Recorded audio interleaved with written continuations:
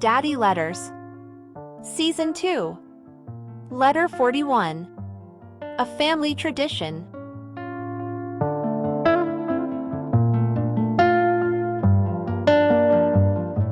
Dear Raul, you are a very clever soul, offering to teach me your tricks about peeling apples. It was not until I got home and your daughter called laughing to inform me that your apple peeling trick was to get me to peel your apples for you. I see now where your daughter got her car salesman tendencies. But I really enjoyed spending time with you, peeling those apples, so I'm glad you tricked me into it. And that led me to think about your family's tradition of apple pie on Sunday. Getting to know you the way I have, I know you don't do anything without a purpose. So I began to ponder why it is that you make sure the Sunday apple pie tradition does not die in your family. At first I thought it might be just because you are an apple pie junkie, but I have noticed that often you give apple pies away instead of eating them, so it must be something else. Apple pies must hold some symbolic meaning for you and your family that is not clear to view. So I thought I would just ask you the meaning behind that tradition. If you are willing to share, I would really love to know. Sincerely, the curious son of Abraham.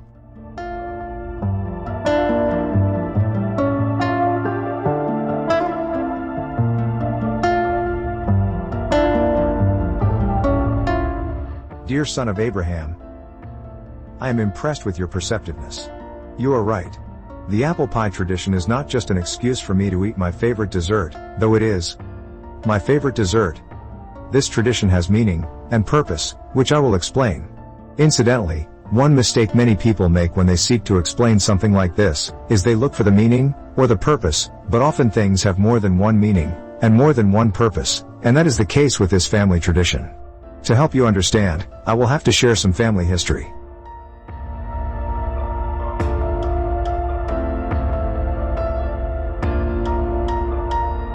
After my wife and I had our first child, I found that I wasn't prepared for how neglected I would feel, as my wife poured all her energy into our daughter.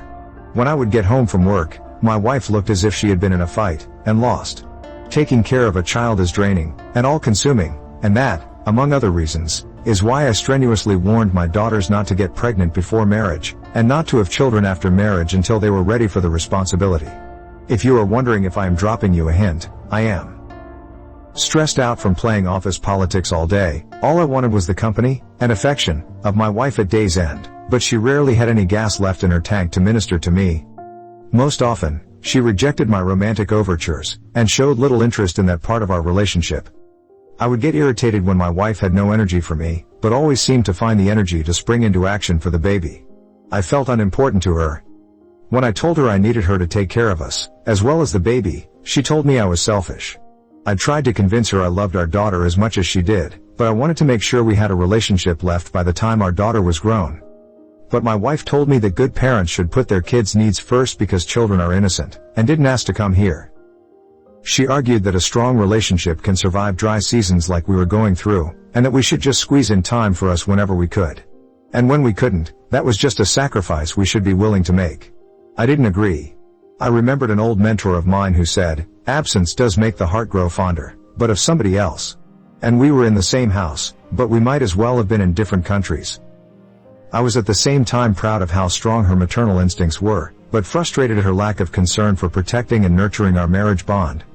So I gave up, and decided to spend more time where I felt wanted, at the office, which made things worse by diminishing our time together even more. I resented my wife for not caring about our relationship more, and for not doing more to balance our needs with the baby's needs. She resented me running from our marital problems by working more, and for not appreciating how drained she was taking care of the baby. She said she even resented my freedom to leave the baby all day with her, engage in adult conversation, and do interesting things at work.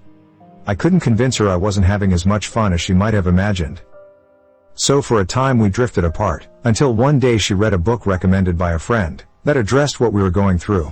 From the book, she learned that what we were going through was normal, and that neither premarital counselors, nor parents, properly prepare couples for the changes that kids bring to a marriage.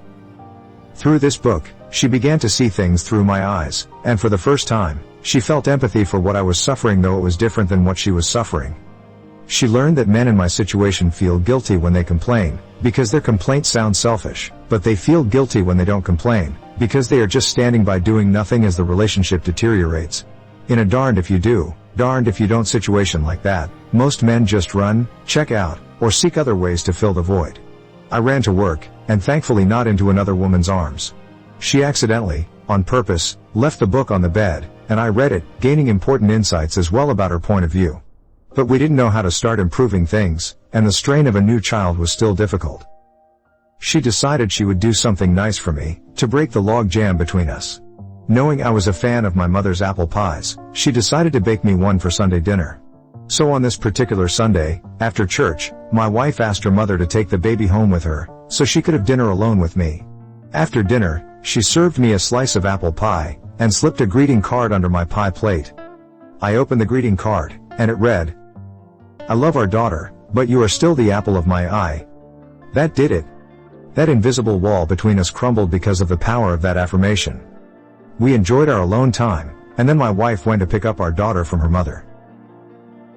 When she returned, she found a note on her side of the bed that I had written, which said, "I hate peeling apples, but I would peel 1,000 for 1 minute with you." She smiled, and asked me to rate how good her apple pie was. I didn't want to ruin the mood, and was tempted to overrate it, but I decided to be truthful, yet kind. I said, "It was a really good apple pie, but not a great apple pie." She smirked, and said she agreed. I was relieved. Then she said she was going to declare Sundays, Apple Pie Sunday, and she would try different apple pie recipes each week until she finally made the perfect apple pie. And so the tradition began. Apple pie symbolized our renewal, and recommitment, as a couple. I know you thought I started the tradition, but it was actually my wife who initiated it. My wife began researching recipes, and told me she was surprised at how many different varieties of apples there are. She found over 115. Here are just a few: Red Delicious, Golden Delicious, Granny Smith, Ambrosia, Brayburn, Cameo, Cortland, Crispin, Empire, Evercrisp, Fuji, Gala, Honeycrisp, Jazz, Pacific Rose, Pink Lady, Pink Pearl, Queen, and Winesap. So we came up with a romantic game related to apple names.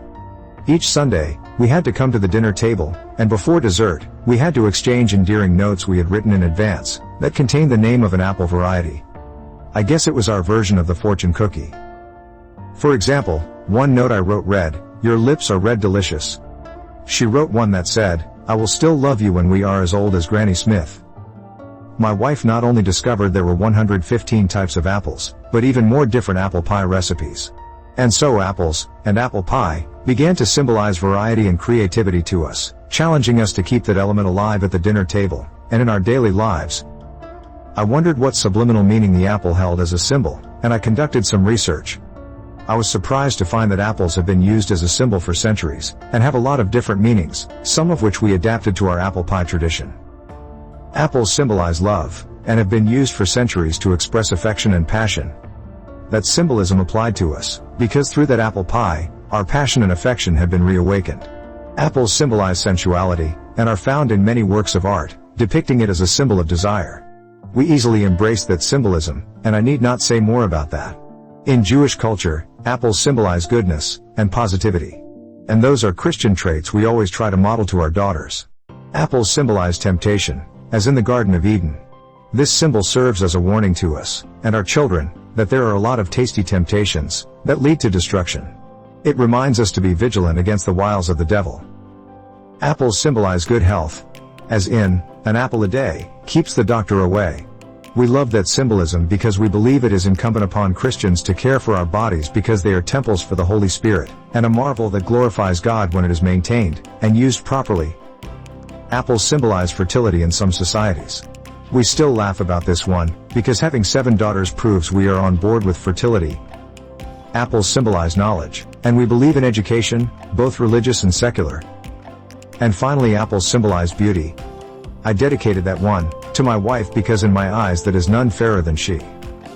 I know you didn't expect such depth of meaning in this little family tradition, but it is that way about most traditions.